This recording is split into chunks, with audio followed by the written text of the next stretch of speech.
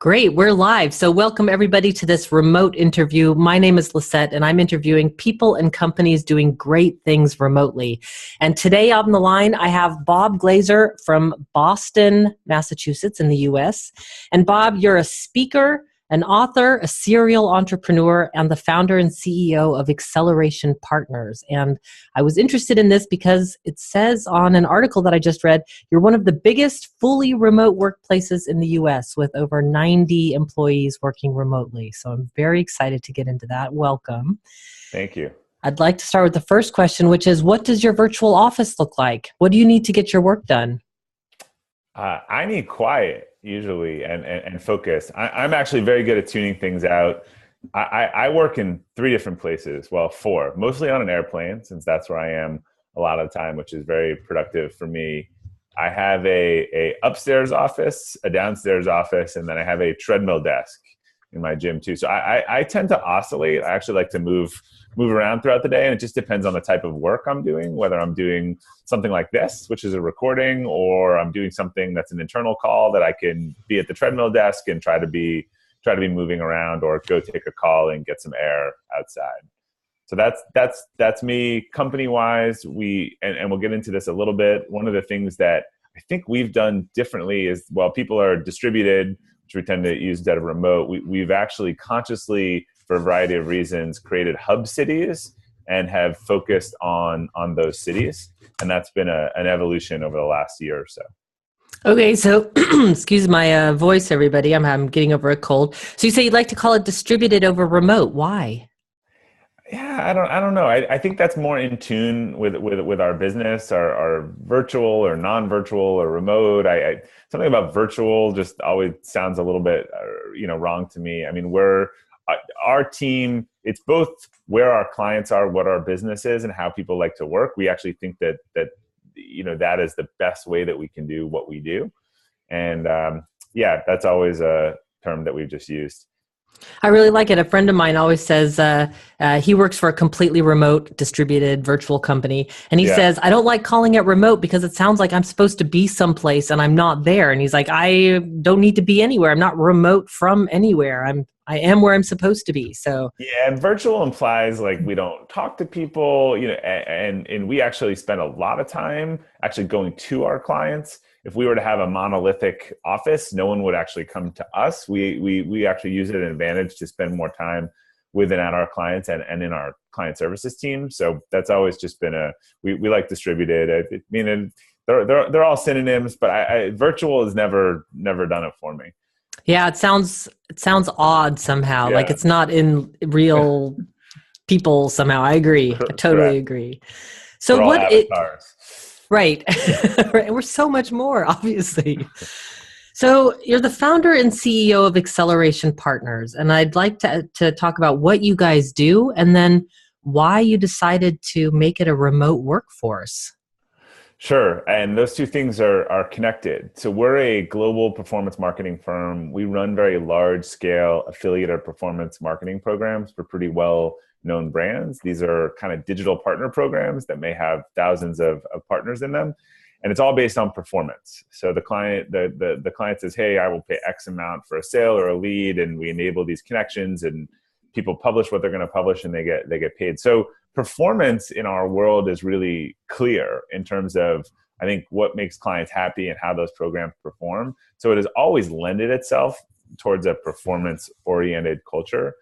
And I think it just started with actually that our industry has very spread out and shallow pool of talent. So part of it was necessary.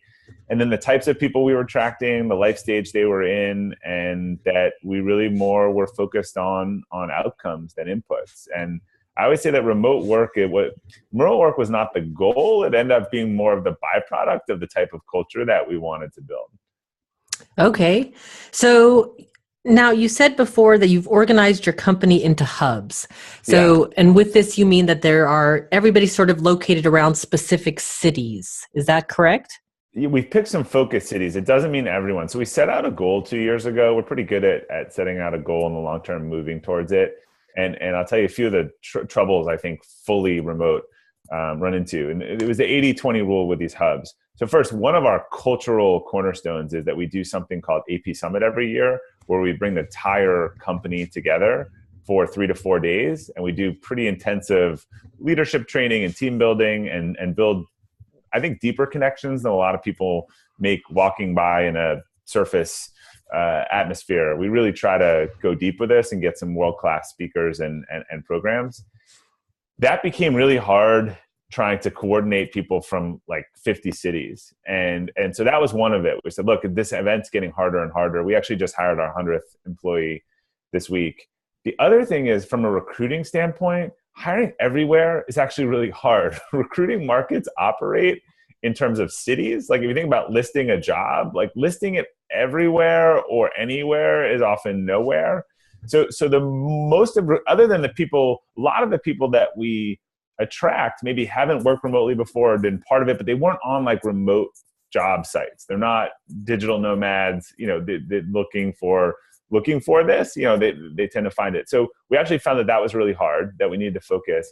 And the other part was, despite how people like to work each day, the social interaction really is important, and to keep company continuity. So we have social events each month in these hubs. We do volunteer days and stuff. And actually, our general manager just flew to every hub, and we flew people in that were near hubs that weren't in with kind of the 20 to do meetings with everyone. What could we do better? It was sort of half social and get feedback. So in terms of the type of culture that we want to build, there is some connection or social cohesion that's really necessary. Even though people don't want to do that, all day, they want the opportunity to get together and to do these things. So we've actually found that, and just think about even interviewing. So if you're someone in an interview, can interview in a hub. We found that this moving to this hub strategy is really giving us the best of both worlds. I love it. I have to say, I've worked on a remote team for the last 5 years. I'm the remote office manager for the team, and we met for the first time a couple of months ago.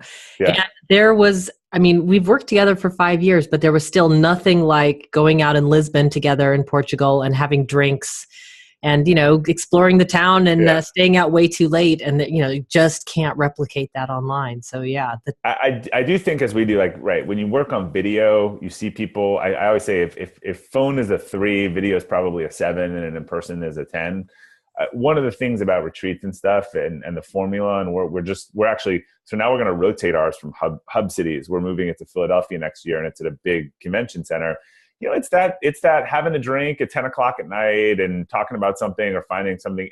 That really is that social cohesion. With video, you definitely feel like people. I've worked with a developer in Romania for 10 years who I feel like we're good friends, and we never met, and I sort of trust him with all my. In fact, I do trust him with all of our stuff. But that human element is important, particularly in trying to build a world-class culture. So we think we get the best of both worlds this way. And I would strongly encourage companies to think about this, a city orientation, especially if you want to give back element. And you can pick cities. What's nice is, we don't pick the tier 1 cities that are expensive, because that's also not we pick sort of the tier 2 where the town is there, or maybe it's the people who live outside of New York City, maybe not in New York City. But our GM went on a tour, and he came back with just pages of notes of, doing meetings and what can we do better and getting feedback. The ability to get everyone in the room to do that in groups of 20 was really helpful. Yeah, I can imagine. So I have so many questions, but I want to start with something that you recently said, which is hiring. So your talent is all spread out, and you were looking for different kinds of people. And you said that you were hiring some people that didn't have remote experience.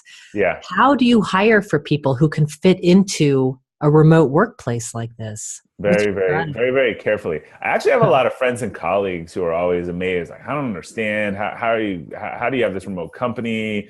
It wouldn't work. And I think there is this perception that we take anyone and put them in this environment and it will work. And I always explain to people, there's probably about 2% of the people that this would work for, and we screen against it. We have 100-page hiring process. We have a pretty incredibly documented hiring process that's designed to be, repeatable, and it's a focus on values. So if someone has not, here's what I would say: if someone's interviewing with a company that's remote work and they have not worked, we're 50-50 on whether they've worked remotely or not. But if if it would not be in their top 5 of things that they would value, and if all things, created equal, they're a raging extrovert and they would rather be in an office, it's probably not a good fit.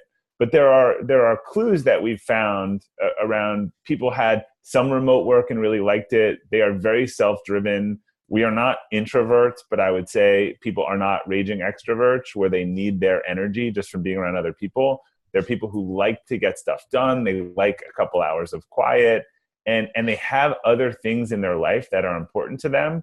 Obviously, family is a big thing for a lot of people that have family and want the flexibility. That's one thing. But for folks who don't have family, usually something like travel is really important to them, or they're a competitive athlete, or they're doing something whereby the flexibility is really important to their life.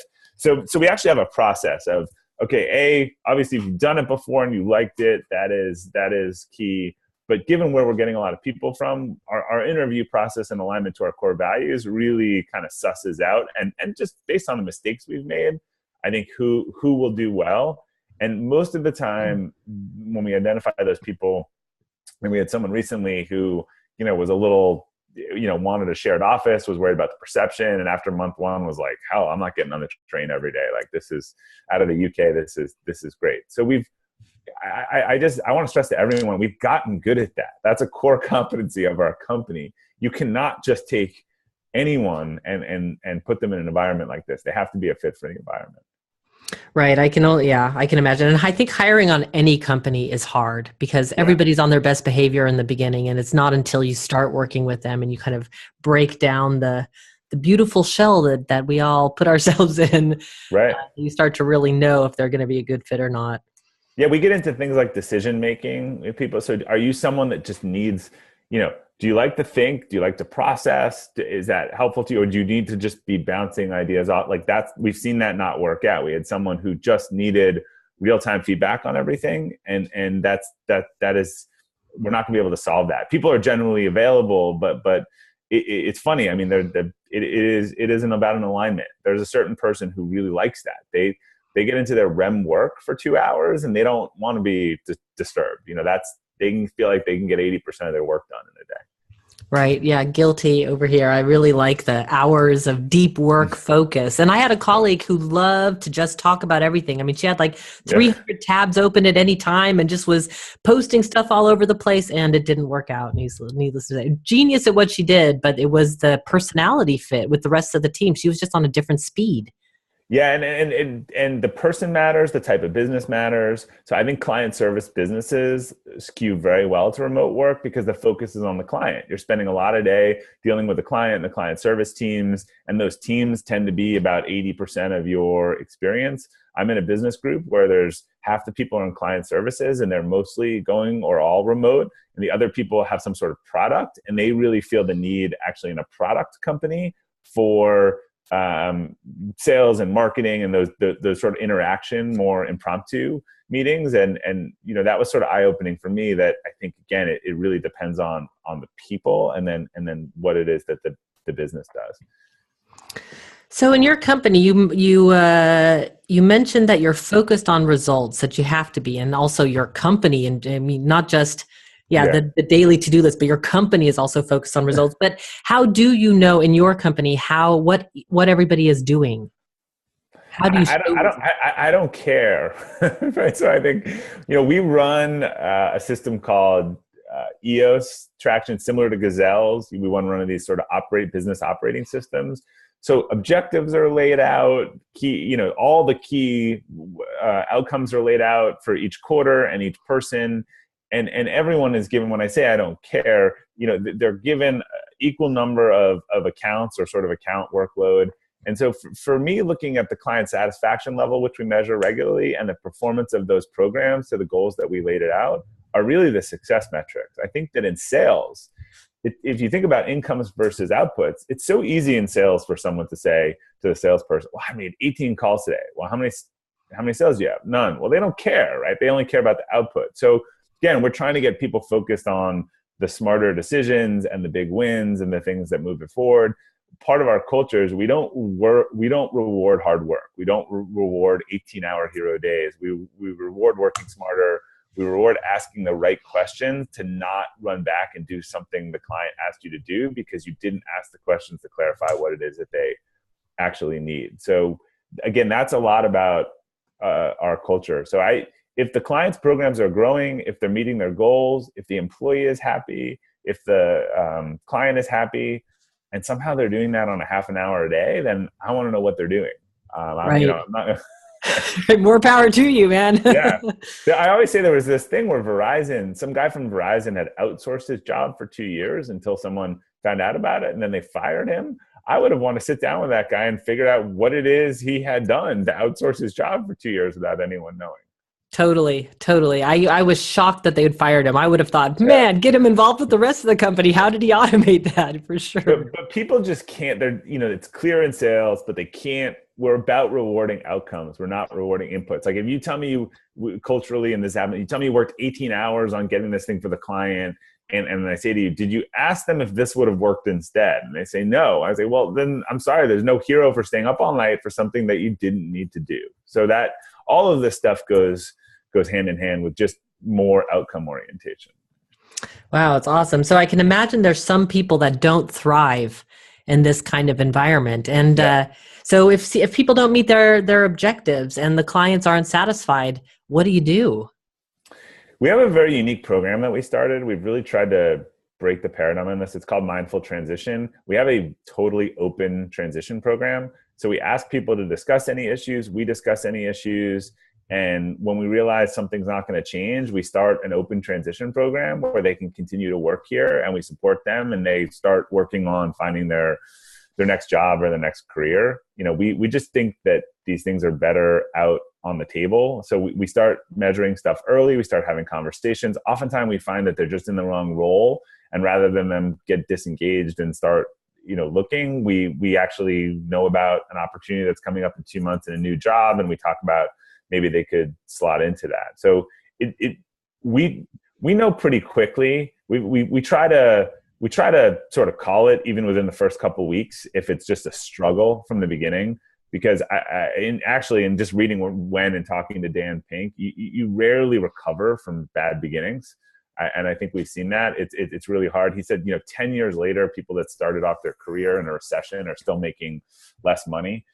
And so we've said to some people, look, this has just been so hard in the first few weeks, so it probably isn't a fit. You might be better off pretending you never worked here and go off and find a new job, or else we sort of operate under the radical candor model, and we just start having open discussions, and we have helped people find new jobs, like if this isn't the right fit. Wow. Yeah, I had one interviewee say onboarding is where a lot of companies drop the ball. And that if you don't help somebody who's not performing, then they're just a huge drain on the team, emotionally and of course financially on the company. So getting rid of or transitioning, I like yours, mindful transitioning people to new positions is, I love that. Yeah, we're writing a book on this, and we use a marriage analogy. Like, what if marriages ended with like 2 weeks notice, and someone saying, "I've been happy forever. I found a new wife and a new house, and I'm moving next week." You'd be like, "Why is this the first I'm hearing about this?" So it's a small world. We think a positive alumni. We just think because it's not working out is no reason for us to think badly of that person. It's an objective thing that we need to deal with, and we just think that the more transparency around that. The one mistake we've made as a culture, we try to. I'm a big fan of Ray Dalio's book Principles, and we have a similar thing that we just document failure. We make a mistake, we write up a debrief, we post it for everyone. Making mistakes is fine. Repeating mistakes is the one thing that drives me crazy. So one of the mistakes that we have learned, and it gets to the starting point, we have a great training program, right? But the people that come in, we've assumed we've done all the work, and we have a great training program. The combination of the right person, the training program, they should start well, right? They should start well, and it just should go well. If it goes terribly, I could invest. One of our rules is don't invest to get to average. I could invest. And you see this, you hire 3 people and the 3 of them are great and the 4th one's really struggling. I could invest probably for 6 months to get that person to average, but that's not where you want to be investing. So our rule is don't invest to average. If I have to make a huge investment to get that person to the level that I thought they were going to be at day one, when I can see that the other people are there, it's probably not the right fit. And we're all better off pulling the ripcord and doing it sooner than, again, getting in there and having a lot of bad feelings. Yeah, love it. Totally love it. Don't invest to get to average. That's a great one. Because look, we've had people where a year of investment and we got them to the benchmark. But just from an ROI standpoint, I would have better off investing that money in my superstars to get the next promotion and to move up, not to hit the level that I thought I was hiring someone to serve at the level before. So there have been a few exceptions, I would say, particularly when we didn't have the right training and the right expectations. But since we've switched to this job format, which all of our job listings are by 6 months, success looks like that. It's basically your performance scorecard, like how we're going to look at you in 6 months and 12 months. Since we've done that, since we have a training program, if it's gone terribly quickly, I can't remember it really working out. Right. Yeah, that seems, I've heard that before. So that seems like a good rule of thumb. So, man, we're nearing the end of the time almost, but I still have a couple of questions. I want to talk about how do you guys communicate within your company? What are some of the tools that you use for communicating between the different cities and between workers? I'm assuming you have your own performance metric tools, but how do you guys talk to each other? We've made video the default, and we try to make it the default with our clients. And usually the first time, I'm sure you've seen this, they're Zoom, they're kind of ducking and looking around. Like everyone can't adjust to the first time. And by the second or third time, it's usual. So video is really the default for most things. And we use Zoom. We use Slack pretty extensively. And we also have a really cool distributed kind of file system so that everyone has all the access to everything on their computer. It looks like it's on their computer, but it's a remote setup. Those are really our main thing. We kind of try to push people off Slack and off Skype and other messaging and get a lot of communication into Slack. Slack has really eliminated a lot of our internal emails, probably about 70% of the one-off stuff. But then we have regular cadences of calls. Who's on what calls, teams. As I mentioned, we do the once annual summit. And now we do the twice annual hub meetings. We usually do a social event or a volunteer event each month in each hub socially. And our client service teams, which is about 80% of the business, are frequently at conferences and events and at clients together in person.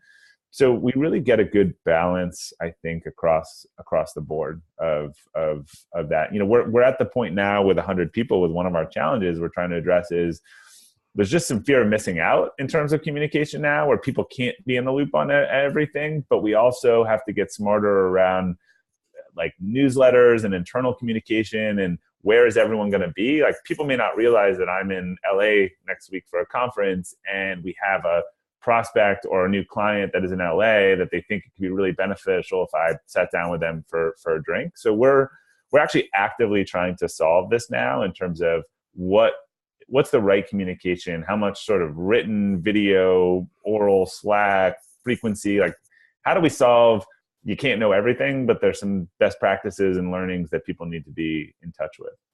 Yeah, and I know with Slack, I mean, it's awesome how much it's replaced email and other sort of messages. I mean, just having things in one place is amazing. Yeah. And not being on the CC list of 20 people is totally great also. But the signal to noise can be overwhelming, I think, in Slack. Like you want to know everything. But I mean, if I keep my Slack open, I've got like 6 different groups. I could be sitting there all day just watching messages come in. So yeah, we really encourage people to use the snooze button and to customize their preferences. And again, another Dan Pink when thing. A lot of us really synchronize in the morning around this GSD time, which is get bleep done. So there's sort of an unmovable block, and we've synchronized a lot of those because if you're not a night owl, your best cognitive processing time for things like reading and writing and thinking and strategic is actually in the morning. You're better off with meetings and creativity in the afternoon.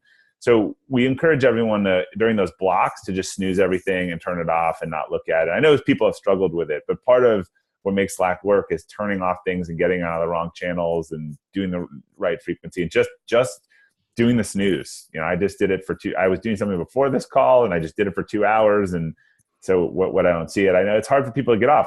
All these notification things, are designed almost to produce the same dopamine reaction as drugs. Like I read an article about one of the guys who created it for Facebook or whatever it was, and he said he feels like he's done this great disservice, to design these things to be addictive, and they are addictive. So we actively talk about that a lot. People talk about Slack as the panacea. If you just replace all your email problems with Slack problems, then it's not. What I like about Slack is that people can personalize around different groups. Someone started this channel, What Made Your Week, and people put pictures of doing stuff with their kids or otherwise, and it's just a great channel for people that want to be in it. Some people there's a crock pot recipe stuff for everyone. I don't have to be in all of them. So I do think, but that's the type of stuff on email that would have just been driven everyone crazy. For sure. I remember those days, and I'm glad they're over. You mentioned one thing that I thought was interesting, which is people getting used to video.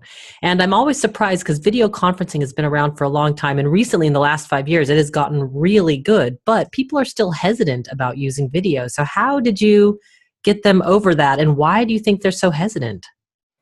It's just changed. It's like anything. I always say it's no different than almost everything is like 3. Like when we took away the pacifier from all my kids, the first night was miserable. The second night was okay. By the third night, it was good.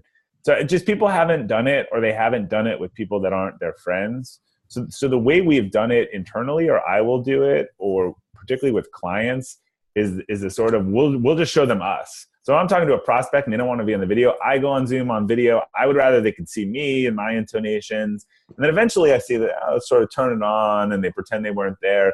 It's getting to be fewer and fewer people as particularly as Zoom gets out there and becomes the default. But the best thing that we can do is we go on video or I go on video and I let the other person choose to do that if they want to. And it usually, you get much better attention and focus. If someone's paying attention or not on video. Yeah, for sure. And I'm glad to be gone the days of standing over an old spider phone in the middle of the conference room table. Yeah. Like, I'm glad. Have you seen this video, the conference calls in real life? Of course, yeah. It's just one of the best things ever produced on the internet. Should link to that in the show notes. I mean, it really is a classic. Yeah, for sure. And it's so true. I mean, it's so funny because it's so true. Yeah. So, man, I have so many questions, but we have to end soon. But one thing I want to ask is, what do you guys struggle with? What is something that's really hard for your company in this distributed way of working? A candidate asked me that yesterday, a job interview. And the answer that I say is the one major negative I found is that in training, you don't have a lot of the learn by osmosis, by just overhearing things. We can replace that, and we do, by putting people on a bunch of calls and shadowing and actually, getting them together. But I think the one thing that remote work has an inherent deficiency, again, it has a lot of things that are much better, is in just the overhearing factor of stuff, in which you learn people's personalities and you hear client stuff. It's sort of what you gain from eavesdropping. And just being able to shadow. So that's something we just learned how to live without. And we try to come up with synthetic versions of that. Part of our training program is really hopping on all kinds of different calls and listening to a client call and a team call and an internal, and getting people together more. But that's a deficiency that we know we need to work around. Right, both a blessing and a curse, the eavesdropping. I mean, sometimes you wish you hadn't heard, or sometimes you wish you couldn't hear, and sometimes. Yeah, there's a lot of stuff I don't want to know. I was on a train back from New York last week, and this guy was basically having a team call on the train and talking about all this stuff, and I was like, I don't want to listen to your call, man. Like I got my own stuff. Zero emotional intelligence. But yeah, I think people deserve privacy too. I don't need to hear about their argument with their spouse and all that stuff, but everything's got a pro and a con. I think no matter how much you're an advocate of remote work, that's a structural piece that is an obvious deficit. Right. So very last question, which is, if people want to know more about you and Acceleration Partners, what is the best way to find you? Sure. You can find Acceleration Partners easily Googling if you don't want to try to spell it. I have a personal site with all the things that I do at roberts as in Sam, Glazer.com. And on there, you can also sign up for something called Friday Forward, which is a newsletter I started sending to my team 2 years ago and goes to about 35,000 leaders across the world. Just something inspirational, thought-provoking each week. And I've been doing that for a few years now. Awesome. I'll put all of that in the show notes, of course, and I'll link to the conference call in real life in show notes too. It's always good to see that. It's just always a good laugh. Yeah. Well, thank you so much for sharing your story today. I took copious notes, so I'm hoping that people got the same value that I did out of the conversation. But thank you so much. Thanks so much, Lizette. All right. Until next time, everybody, be powerful.